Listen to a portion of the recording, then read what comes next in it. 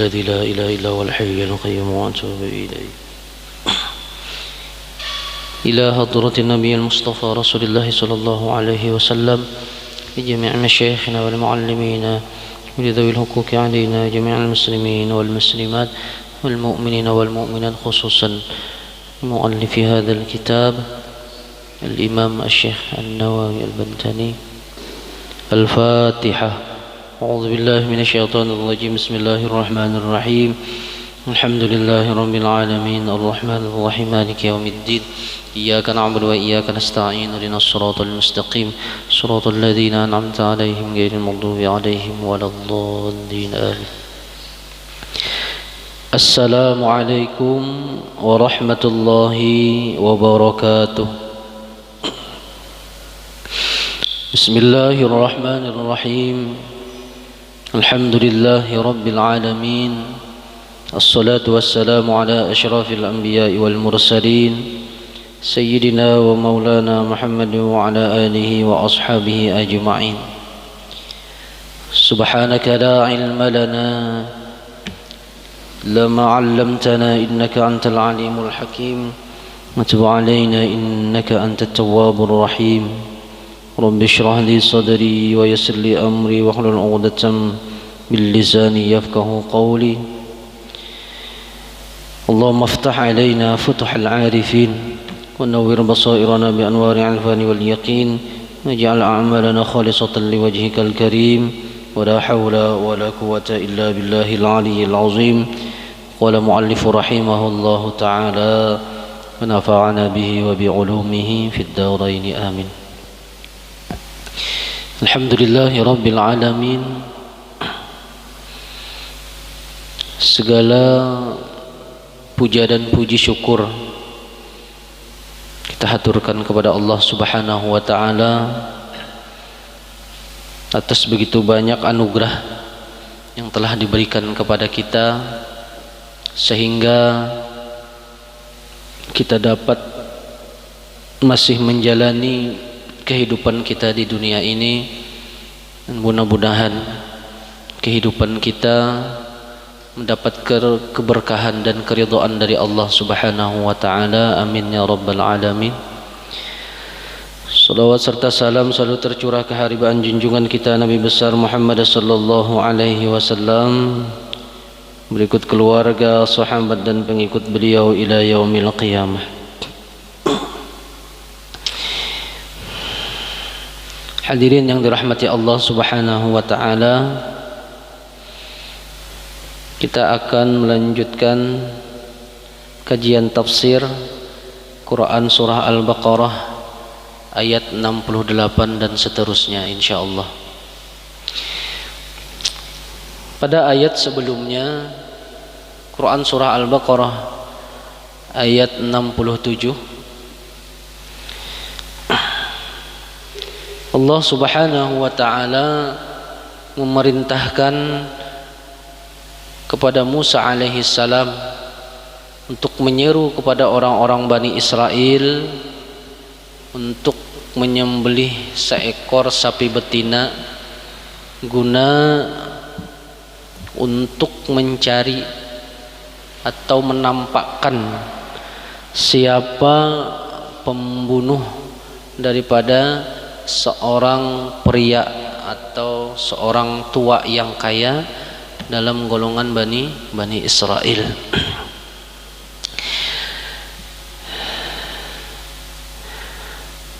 Ketika orang-orang Bani Israel diperintahkan untuk menyembelih seekor sapi betina, mereka seakan-akan tidak menerima dengan perintah Allah. Mereka mengatakan, qalu atattakhiduna huzwa, wahai Musa, apakah engkau mengejek-ejek kami? Kami minta terangkan siapa pembunuhnya, tapi kenapa malah disuruh menyembelih seekor sapi betina? Padahal hikmah di balik semua itu adalah Ya untuk menerangkan siapa pembunuhnya, tetapi dengan caranya Allah Subhanahu wa ta'ala. Nah, ini menunjukkan betapa orang-orang Bani Israel itu perlu suatu alasan untuk mengikuti perintah Allah Subhanahu wa ta'ala. Padahal apapun yang diperintahkan Allah Subhanahu wa ta'ala, kita sebagai seorang hamba kada layak untuk menanyakan alasannya.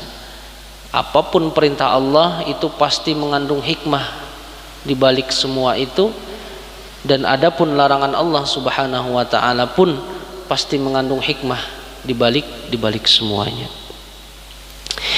Lantaran mereka masih mempertanyakan tentang perintah Allah, akhirnya Allah persulit urusan mereka. Yang tadinya hanya disuruh untuk menyembelih sapi betina, tapi lantaran banyak protesnya, akhirnya diberikanlah satu perintah yang lebih sulit daripada itu. Jadi kita ini kebanyakan mencari gara-gara lawan Allah Subhanahu wa ta'ala. Sudah disuruh nangka ini, hendak nangka itu. Artinya banyak alasan. Nah, Allah Subhanahu wa ta'ala berfirman, A'udzu billahi minasy syaithanir rajim. Bismillahirrahmanirrahim. Qalu ud'u lana rabbaka yubayyin lana ma hi qala innahu yaqulu innaha baqaratun la faridun wa la bikrun awanun baina dhalik faf'alu ma tu'marun. Mereka mengatakan, ud'u lana, berdoalah engkau wahai Musa untuk kami, Rabbaka, akan Tuhan engkau, yang selagi akan menjelaskan bagi kami bagaimana sapi itu kriterianya. Nah, sapi itu seperti apa? Atau kan Baqarah itu sudah disuruh. Nah, tapi lantaran mencari-cari alasan, supaya apa? Supaya ini bukti tipisnya iman orang-orang Bani Israel. Bahkan mereka di sini mengatakan, qalu ud'u lana rabbaka, berdoalah engkau untuk kami akan Tuhan engkau. Padahal pada saat itu mereka sudah disuruh untuk menyembah Allah Subhanahu wa ta'ala, tetapi mereka masih mengatakan rabbaka, Tuhan engkau wahai Musa. Kadada rabbana, kadada, tapi rabbaka, Tuhan engkau. Artinya apa? Masih kadaja mengakui tentang keesaan Allah Subhanahu wa ta'ala, padahal sudah melihat semua tanda-tanda kebesaran Allah Subhanahu wa ta'ala. Agar menjelaskan kepada kami seperti apa sapi yang dipinta itu. Ai masinnuha as-saghiratun au kabiratun, umurnya ini sapi itu yang tua kah, yang anum kah, yang tua kah? Padahal tadi kan disuruh sudah baqaratun, seekor sapi betina. Kada usah lagi bertanya alasannya. Ini ditanya lagi alasannya, tua kah, anum kah sapinya. Nah, Bani Israel. Qala, akhirnya dengan mereka meminta seperti itu, dikabulkan Allah permintaannya. Nah, jadi seperti inilah kadang-kadang standar kita dalam kehidupan itu yang membuat kita itu sulit sendiri. Kenapa?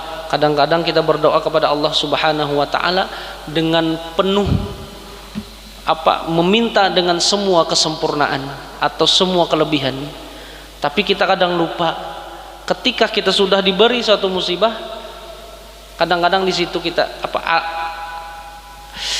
itu bahasa kita itu cobaan yang datang itu tahan kada. Sudah meminta kita ini luar biasa banyaknya, Tapi memberi kepada Allah itu, nah itu yang kita pertanyakan.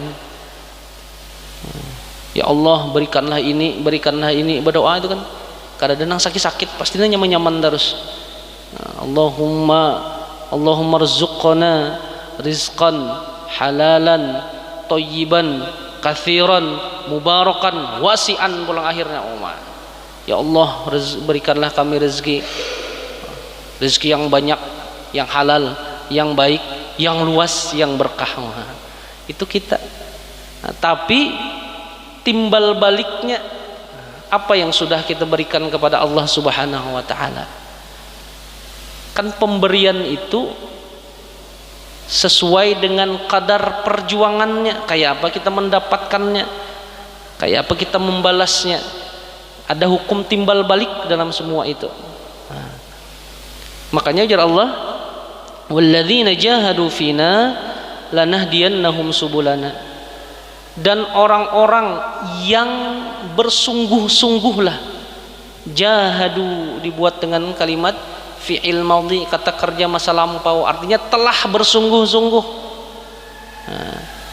Dan orang yang bersungguh-sungguhlah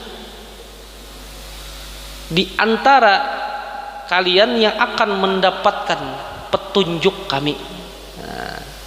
Petunjuk ini macam-macam. Entah itu petunjuknya nyaman beribadah kah, atau berusaha kau meninggalkan sesuatu yang kada baik, berangsur-angsur menuju kepada sesuatu yang baik, atau ini dinamakan orang populernya hijrah. Hijrah itu kan hajara yahjuru, berpindah dari satu tempat ke tempat yang lain, itu hijrah. Jadi kalau orang mengatakan hijrah berarti harus berpindah dari satu kebiasaan yang lain. Itu arti hijrah. Kalau dia mengatakan hijrah tapi masih aja di situ, itu lain hijrah ngarannya. Itu hanya azam. Azam itu tekad saja. Seharusnya di dalam Islam azam itu harus ada gawiannya. Selain inya berniat, harus ada usaha untuk berubah. Jadi kadang-kadang kita yang maulah diri kita berat sorangan. Nang masih belum berjodoh misalkan, berdoa setiap malam tahajud bangun, ya Allah berikanlah ulun jodoh yang baik. Engkawan nang sugih ya Allah hai. Engkawan nang bungas nang ganteng ya Allah hai. Itu kan banyak nih syaratnya nih. Nah, amun kayak itu ya Allah kena ae dulu mencari nang pas. Jangan mengeluh amunnya lambat ya Allah, karena menuntut suatu yang baik gitu kan. Nah, padahal semestinya ketika berdoa ya Allah dekatkanlah kepadaku apa yang dekat, jauhkanlah kepadaku apa yang kadang semestinya untukku. Itu kan artinya berserah diri kepada Allah. Cuma sambil mencari juga bang. Nah, jangan bagana di rumah aja. Artinya ada usaha. Lalu Allah Subhanahu wa taala berfirman, qala innahu yaqulu innaha, berfirman Allah Subhanahu wa taala, sesungguhnya sapi betina itu baqaratun la faridun, adalah sapi yang kada tuha, wala bikrun, kada anum. Ulama tafsir mengatakan banyak nih tafsiran tentang kada tuha, kada anum nih. Ada yang mengatakan la faridun itu adalah jangan sampai sapi itu sudah umurnya tuha, banyak pulang berisi anak, sudah beranak. Nah, sudah beranak tuha, sudah beranak artinya hampir sudah umurnya itu hampir habis sudah. Nah, itu tuha benar, banyak anaknya. Wala bikrun, dan kada juga terlalu anum. Maksud terlalu anum ini jangan maksud muda di sini adalah sapi yang sudah remaja lah maksudnya. Cuma remajanya sapi itu belum sudah berisi anak. Nah, bikrunnya itu muda tapi sudah berisi anak. Karena jadi di antara kedua itu harus kada tapi tuha, kada tapi anum. Tiwas meminta kan terserah aku aja Allah Ta'ala meminta. Awanum baina dzalik, pertengahan antara keduanya, kada anum kada tuha, kada anum sapinya. Faf'alu ma tu'marun, maka kerjakanlah apa yang kuperintahkan. Kerjakanlah apa yang Allah perintahkan. Nah, sapinya betina, ujar Allah. Jangan tapi tuha, jangan tapi anum. Ayo gawi sudah, cari aja sapi nangka itu. Cuma sekali lagi orang Bani Israel ini saking apa yo, tengilnya, saking mucilnya, masih aja mereka melanjutkan dengan permintaan yang macam-macam. Qalu da'u lana rabbaka yubayyin lana ma launuha. Doa lagi ya, wahai Musa, tanyakan kepada Allah, kepada Tuhanmu. Mereka membawa dengan kalimat Tuhanmu. Warnanya kayak apa garang? Sudah tahu aja kan, tapi betina, kada tapi tua, kada tapi anum, warnanya apa pulang? Nah, tanyakan warnanya apa? Qala innahu yaqulu innaha baqaratus safra'u faqi'ul launuha tasurrun nazirin. Ujar Allah, warnanya kuning, cuma kuningnya itu kuning yang mengkilat. Faqi'ul launuha, di atas warnanya kuning, cuma kuningnya itu mengkilat. Namun kuning biasa kan banyak aja, ini kuning mengkilat. Nah, kuning mengkilat. Aysafa launuha, warnanya itu bersih, kuningnya itu kuning yang cemerlang, bersih. Tasurrun nazirin, yang apabila orang melihatnya, orang itu katuju. Banyak aja sapi, cuma orang kada katuju melihatnya. Ini harus yang apa ya?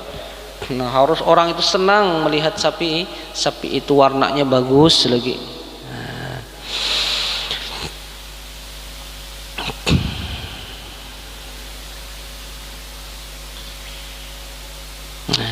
Jadi beberapa kali di dalam beberapa ayat itu orang Bani Israel itu kada pernah mengatakan qalu da'u lana rabbaka, rabbana, kada pernah, hanya rabbaka, Tuhan engkau, kan kayak itu. Yang pertama tadi adalah karena tipisnya iman mereka. Kan iman manusia itu kadang-kadang naik, kadang-kadang turun. Mau lagi naiknya bagus usaha ibadah, tapi kalau lagi turun-turunnya kita ini ya tadi saraba koler, menggerakkan awak koler, mengangkat takbir koler, berzikir koler, salawat koler, makan ganjang, nah gitu. Itu macak itu. Nah itu manusia. Kayak apa supaya iman kita itu ya paling kada bisa istimror itu, nah maksudnya taruh saja kada turun, bahkan mudah-mudahan kawan naik. Nah, di dalam kitab Risalatul Mu'awanah kan itu Imam Abdullah bin Alawi Al-Haddad mengatakan ada tiga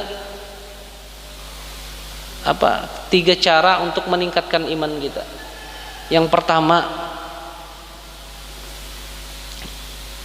kita sering-sering membaca Al-Quran, membaca hadis, dan diresapi makna-maknanya. Bukai Quran, baca, lihat maknanya, diresapi, direnungi isi-isi kandungan Al-Quran. Kayak itu juga hadis.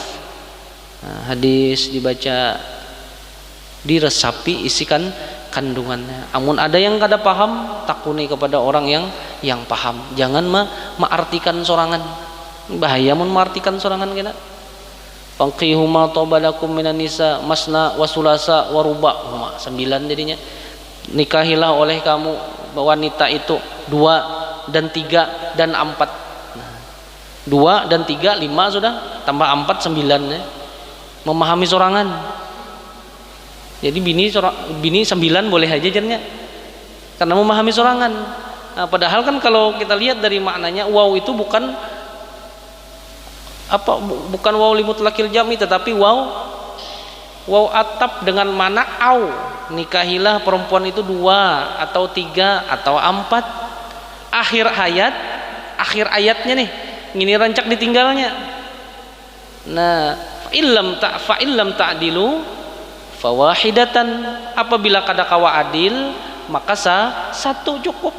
Gitu narancak ditinggalnya. Nah, ini kepentingan kan. Nah, tinggal ayat yang terakhir nih.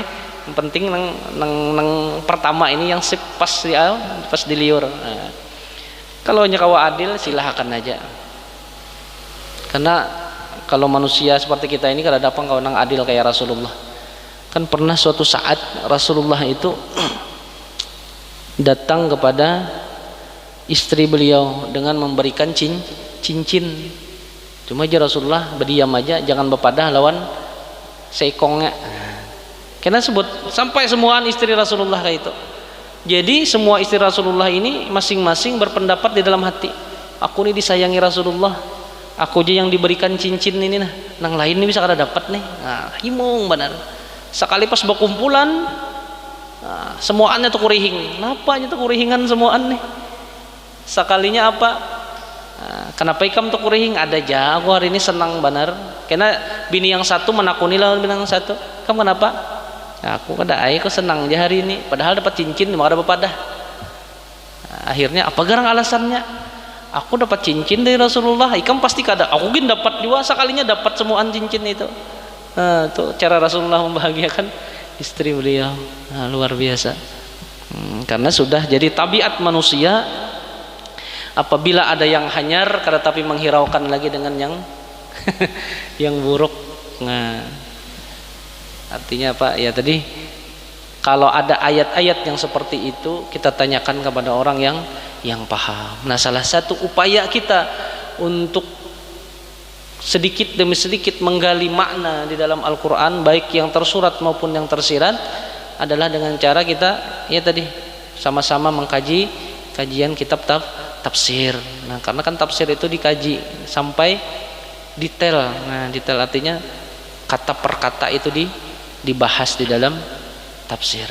Nah, itu yang pertama. Jadi harus merenungi isi kandungan Al-Quran dan hadis Rasulullah Sallallahu Alaihi Wasallam. Itu iman. Nah, dengan cara itu kita mudah-mudahan iman kita ini kawan naik. Karena kalau sudah berbicara tentang iman, pasti keterkaitannya itu pasti dengan Allah Subhanahu Wa Taala. Iman kita zaman wahyu ini kada kayak iman orang zaman dahulu. Kalau iman orang zaman dahulu khususnya para sahabat Rasulullah Sallallahu Alaihi Wasallam itu saking kuat imannya, berkumpulan sudah lawan keluarga, makan hendak menyuap sudah menyuap, kurma ini sudah disuap sudah masuk ke dalam mulut, ke dalam muntung ini sudah masuk kurma. Lalu ada bunyi trompet perang. Nah, dulu bertrompet perang itu tanda perang itu akan datang. Trompet perang berbunyi, kurma yang di dalam muntung, yang di dalam mulut itu dimuntahkan. Padahal tinggal igut, tinggal taguk aja lagi. Dikunyah sudah, dikunyah, tinggal taguk aja lagi, dimuntahkan oleh mereka. Kenapa ditanya? Wahai sahabat, kenapa kurma ini nah tinggal ditaguk aja lagi, kenapa? Kada apa? Kada ditaguk.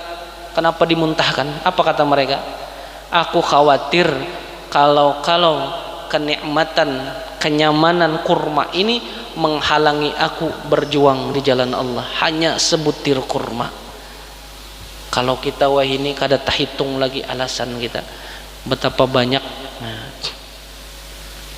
panggilan Allah Subhanahu Wa Taala lantang 5 kali dalam sehari, tapi kita masih setengah hati datang.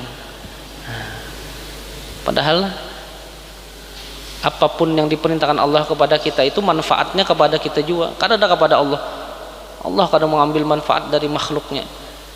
Nah, jadi ketika disuruh ini laksanakan, pasti manfaatnya kembali ke kita. Kayak puasa. Kenapa disuruh puasa? Karena untuk kita ya, kalau lah puasa itu yang nyata itu untuk kesehatan, pahala, dan Allah langsung yang membalasnya. Nah, itu luar biasa. Nah, yang kedua kata Imam Abdullah bin Alawi Al-Haddad, dengan cara merenungi tanda-tanda kebesaran Allah Subhanahu Wa Taala melalui penciptaan alam semesta. Bagaimana Allah menjadikan gunung sebagai fasak bumi, bagaimana Allah menjadikan langit yang seimbang, yang sama ratanya. Kada mau pang misalnya di Teweh tarandah daripada di Banjar, sama langit itu tingginya. Bagaimana Allah menciptakan bulan dan bintang, bagaimana Allah menjadikan angin dan sebagainya, itu kita jadikan renungan agar kita ini tahu diri siapa garang kita ini, siapa garang Allah Subhanahu wa taala. Karena semakin kita meresapi itu, maka kita akan sadar betapa rendahnya, hinanya kita di sisi Allah Subhanahu wa taala, dengan harapan mudah-mudahan sifat sombong itu kawa kita kikis sebagai metan. Nah, kawa kita kikis sebagai metan. Nah, kita ini dibandingkan dengan penciptaan langit dan bumi jauh lebih besar. Penciptaan langit dan bumi itu kan ada dijelaskan di dalam Al-Quran juga. Akhalaqta amis samawati wal ardi asyad. Allah bertanya, apakah penciptaan kamu kah atau penciptaan langit dan bumi yang lebih dahsyat? Jawabannya, penciptaan langit dan bumi itu lebih dahsyat daripada penciptaan kita. Kita ini diciptakan yang pertama dari air yang hina. Amun banyu itu dibariakan karena hakun yang menerima pian. Kumpulakan ya pian dalam galas bariakan orang menolak semua orang karena saking hinanya itu. Lalu dijadikan kita segumpal darah, segumpal daging, ditiupkan ruh, lalu kita selamat dikeluarkan dari rahim ibu kita. Sudah selamat kita keluar dari rahim ibu kita, hidup kita di dunia ditunjukkan dua jalan. Apakah jalan yang takwaha atau fujuraha, jalan ketakwaan kah atau jalan kesesatan? Disuruh kita memilih antara dua itu. Dimudahkan jalan kita di dunia ini, hidup nyaman juga kayak orang kawa aja makan 3 kali sehari, ada nang 4 kali, ada nang 5 kali sehari, sedikit-dikit makan. Menurang bahari makan sedikit. Nyaman kita. Lalu diberikan anak-anak yang soleh, yang soleha. Ada masalah kita cuma kada tapi besar kawa aja dipecahkan. Artinya Allah ini walaupun berapa maksiat kita kepada Allah Subhanahu wa taala, tapi Allah itu tetap menyayangi kita dengan segala anugerah yang diberikannya. Tinggal kita lagi kayak apa cara berterima kasih kepada Allah Subhanahu wa taala.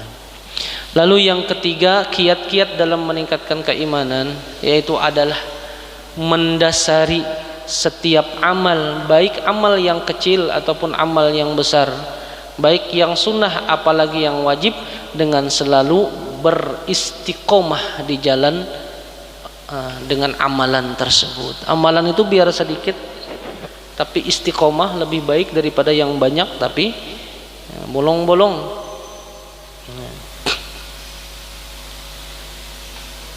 Nah, jadi keistiqomahan itu perlu dan sangat penting karena Rasulullah SAW bersabda, Kul amantu billah fastaqim.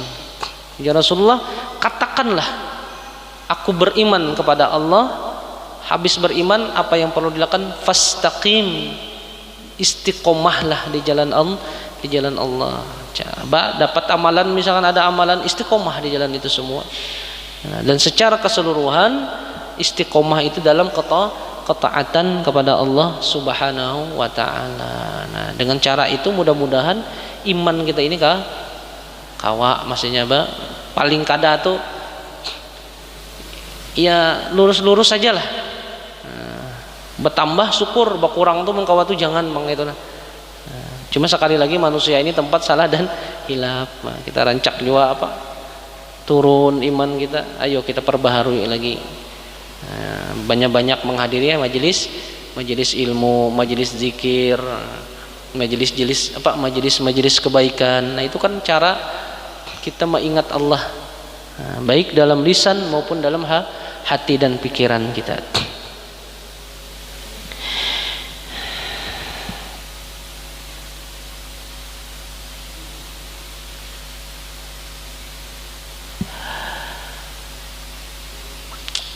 Setelah dijelaskan Allah Subhanahu wa taala bagaimana warna daripada sapi betina tersebut, mereka masih meminta kepada Nabi Musa untuk bermunajat kepada Allah. Qalu ud'u lana rabbaka yubayyin lana ma hi. Wahai Musa, berdoalah untuk kami kepada Tuhan engkau supaya menerangkan, menjelaskan untuk kami seperti apa sapi tersebut. Amilatun hiya amla, apakah sapi itu sapi yang dipekerjakankah atau kada? Innal baqara tatasyabaha alaina, sesungguhnya sapi itu sangat susah atas kami. Kenapa? Karena tadi gawiannya juga meminta yang macam-macam, akhirnya diberikan Allah lah kesusahan. Wa inna insyaallahu la muhtadun, dan sesungguhnya kami insyaallah apabila Allah menghendaki niscaya kami akan tahu daripada sifat sapi tersebut, atau kami tahu kepada sifat si pembunuh laki-laki tua yang kaya raya itu. Lalu Allah jawab, qala innahu yaqulu innaha baqaratul la dzalulun. Allah Subhanahu wa Nabi Musa berkata, sesungguhnya Allah Subhanahu wa taala berfirman, sesungguhnya sapi betina itu baqaratun, adalah seekor sapi betina la dzalulun, yang tidak pernah dipekerjakan. Tusirul ard, yang tidak pernah dipekerjakan untuk membajak tanah. Wala taskil hars, dan tidak juga pernah dipekerjakan untuk mengambil air. Kan orang di Timur Tengah itu rancak sapi atau kedelai. Nah itu dibawa disuruh untuk membawa banyu, nah untuk mengairi sawah. Musallamatun, nah sapinya itu sapi pribadi yang kada pernah dipekerjakan. Min kulli aibin, artinya selamat daripada tiap-tiap aib. La syata fiha, dan inya kada bebalang, khusus kuning aja warnanya, kuning yang sangat cemerlang. Nah, qalu, setelah dijelaskan seperti itu, qalul ana ji'ta bil haqq. Wahai Musa, sungguh sekarang engkau telah berkata yang benar, artinya telah menjelaskan kepada kalian kayak apa sapi itu, dan kami kawa mencari sapi itu. Akhirnya fadzabahuha wa ma kadu yaf'alun, maka mereka menyembelih sapi betina itu, dan hampir-hampir mereka tidak melakukan apa yang diperintahkan oleh Allah Subhanahu wa ta'ala. Kenapa? Karena mereka mencari-cari alasan supaya tidak melakukan perintah Allah Subhanahu wa ta'ala. Selagi akan datang akan diceritakan bagaimana sapi betina itu didapat, dari mana, dan siapa pemiliknya. Nah, itu akan diceritakan pada insyaallah pertemuan yang akan datang. Nah, jadi kesimpulan dari beberapa ayat yang kita terangkan tadi ialah bagaimana kita dengan setulus dan seikhlasnya melaksanakan perintah Allah Subhanahu wa ta'ala tanpa ada pertanyaan kenapa dan mengapa. Artinya setelah diperintahkan oleh Allah, laksanakan dengan seikhlasnya, karena semua perintah Allah itu pasti mengandung hikmah di baliknya, dan semua larangan Allah itu juga ada mengandung hikmah di baliknya. Mudah-mudahan kita semua tergolong atau termasuk ke dalam golongan orang-orang yang diridhoi Allah Subhanahu wa ta'ala. Allah lembutkan hati kita untuk selalu dapat menjalankan hidup kita dalam ketaatan kepada Allah Subhanahu wa ta'ala, dan mudah-mudahan kita selalu disehatkan oleh Allah Subhanahu wa ta'ala, dimatikan dalam keadaan husnul khatimah, dan mendapatkan syafaat dari Rasulullah sallallahu alaihi wasallam. Amin ya rabbal alamin. Al-Fatihah. أعوذ بالله من الشيطان الرجيم بسم الله الرحمن الرحيم الحمد لله رب العالمين الرحمن الرحيم مالك يوم الدين إياك نعبد وإياك نستعين اهدنا الصراط المستقيم صراط الذين أنعمت عليهم غير المغضوب عليهم ولا الضالين من يعلم بسم الله الرحمن الرحيم الحمد لله رب العالمين والصلاة والسلام على أشرف الأنبياء والمرسلين سيدنا ومولانا محمد وعلى آله وصحبه أجمعين اللهم أغننا بالعلم وزينا بالعلم وأكرمنا بالتقوى وجملنا بالعافية اللهم إنا نسألك الهدى والتقى والعفاف والغنى ربنا تقبل منا إنك أنت السميع العليم وتب علينا إنك أنت التواب الرحيم ربنا آتنا في الدنيا حسنة وفي الآخرة حسنة وقنا عذاب النار صلى الله على سيدنا محمد وعلى آله وصحبه وسلم سبحان ربك رب العزة عما يصفون وسلام على المرسلين والحمد لله رب العالمين تقبل الله منكم منا ومنكم تقبل يا كريم